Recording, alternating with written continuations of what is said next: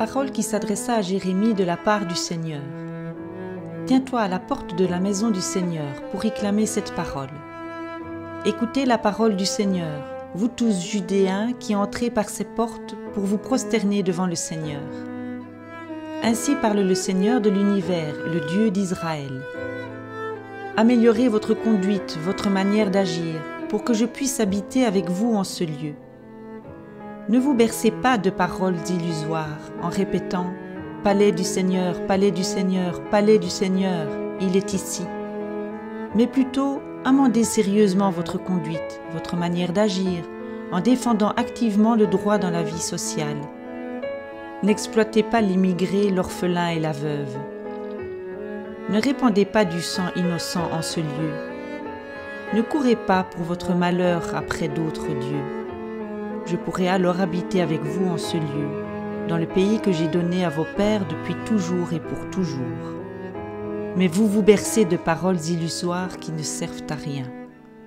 Pouvez-vous donc commettre le rapt, le meurtre, l'adultère, prêter de faux serments, brûler des offrandes à Baal, courir après d'autres dieux qui ne se sont pas occupés de vous, puis venir vous présenter devant moi dans cette maison sur laquelle mon nom a été proclamé, et dire « nous sommes sauvés », et puis continuer à commettre toutes ces horreurs?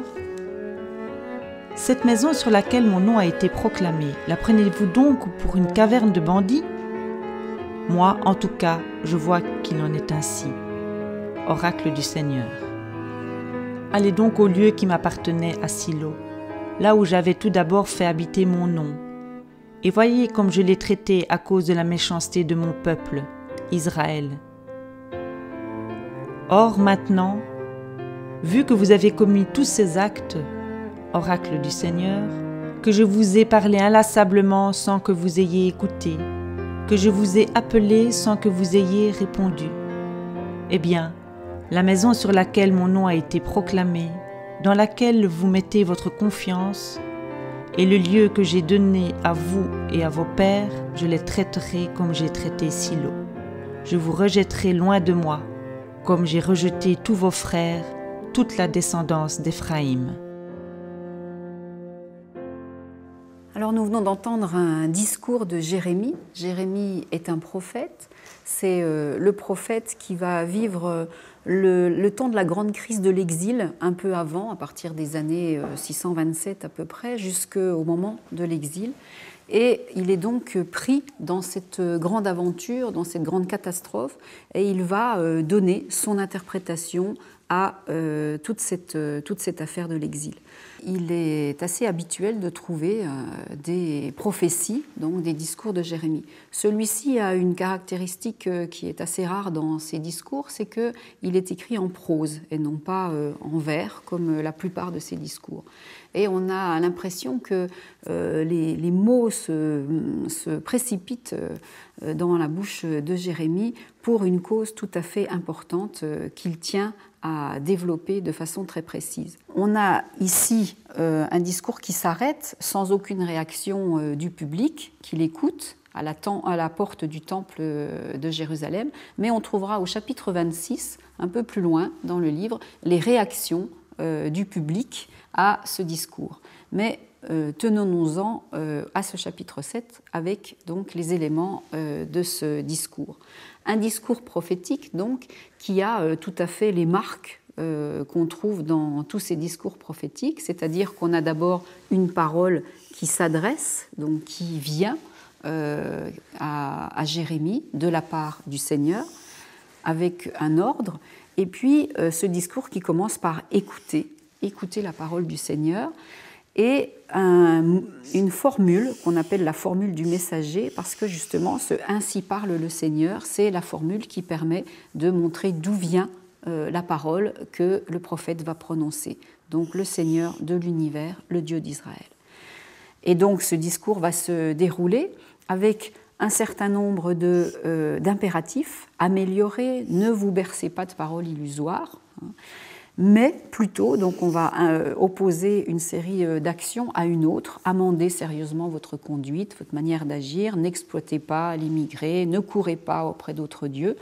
Et tout cet ensemble de recommandations, donc des injonctions, qui vont permettre d'arriver au verset 7. « Je pourrai alors habiter avec vous en ce lieu ». Voilà donc un certain nombre d'impératifs qui vont permettre d'arriver jusque-là, mais tout va basculer au verset 8 parce que on a à nouveau un « mais » au verset 8 qui va relancer le discours, mais d'une autre façon. C'est-à-dire que si ici on a des injonctions, ici on a des constats.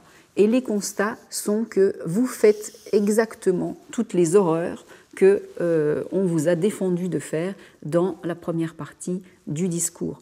Donc, pouvez-vous donc commettre le rapt, le meurtre, l'adultère, prêter des faux serments, brûler des offrandes, courir? Voilà donc tous ces mots qui reviennent, mais cette fois-ci sous forme de constat à l'indicatif.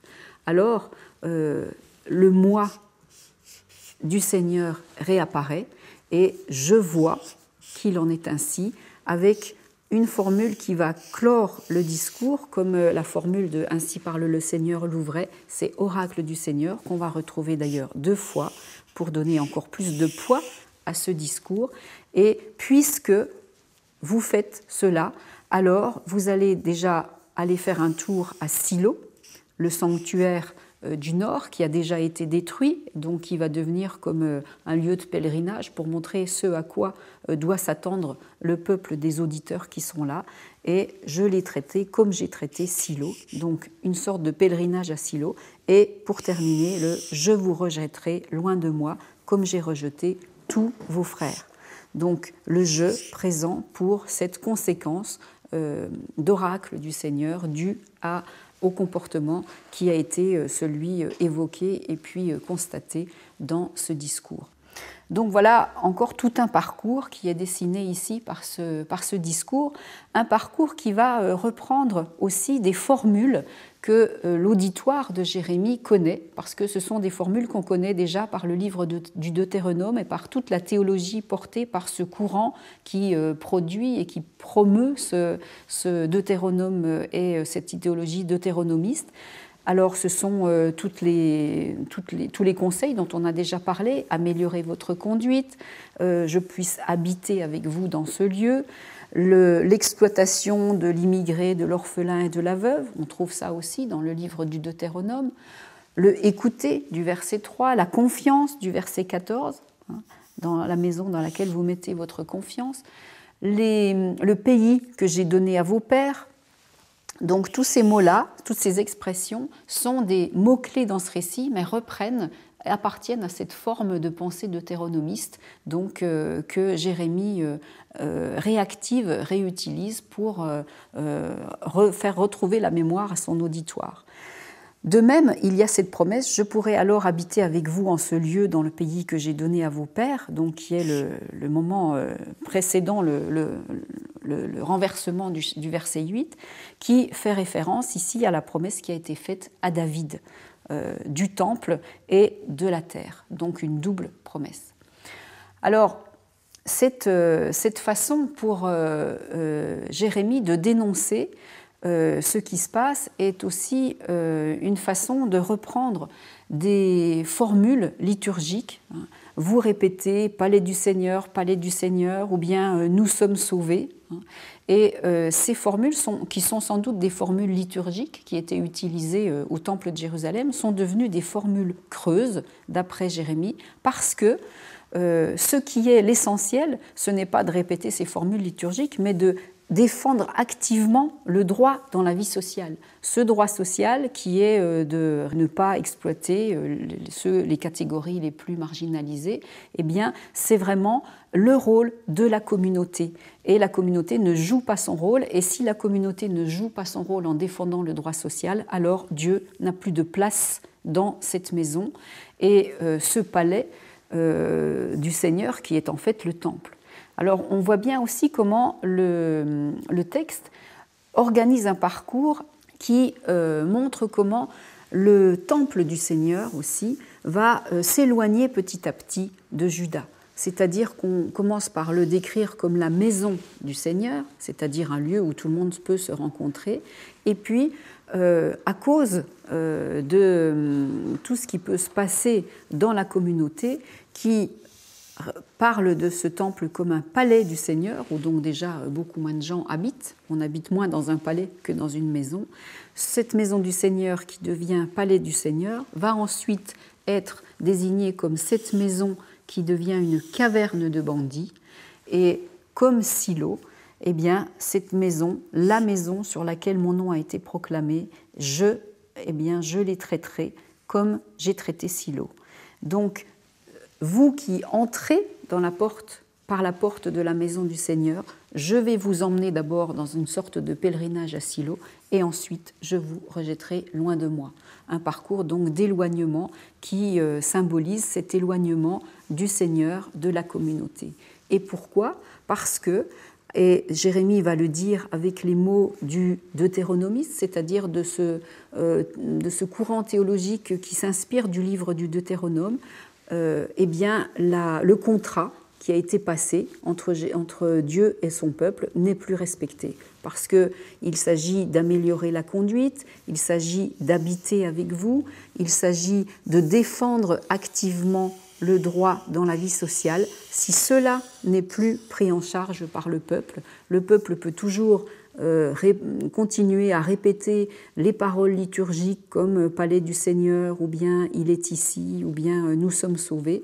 Mais si la communauté ne défend plus activement le droit dans la vie sociale, si l'exploitation, le sang innocent répandu et les autres dieux derrière lesquels on court ne sont pas renversés, alors il n'y a plus de place pour Yahvé dans ce temple.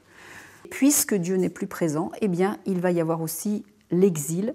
Comme le peuple s'est exilé de la promesse, puisqu'il ne respecte plus le contrat qui a été passé et que Jérémie réactualise par ces mots qu'il emprunte directement au Deutéronome, eh bien, puisque le peuple s'est exilé de cette promesse, il va être exilé de la maison et de la terre. Et comme les frères du Nord, ils vont être rejetés loin du Seigneur.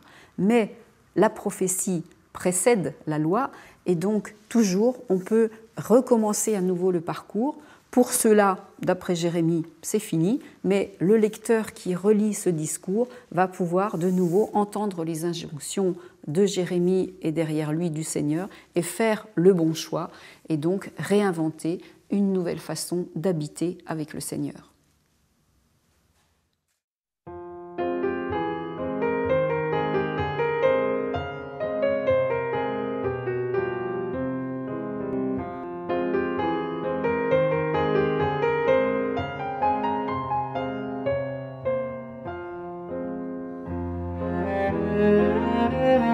Thank you.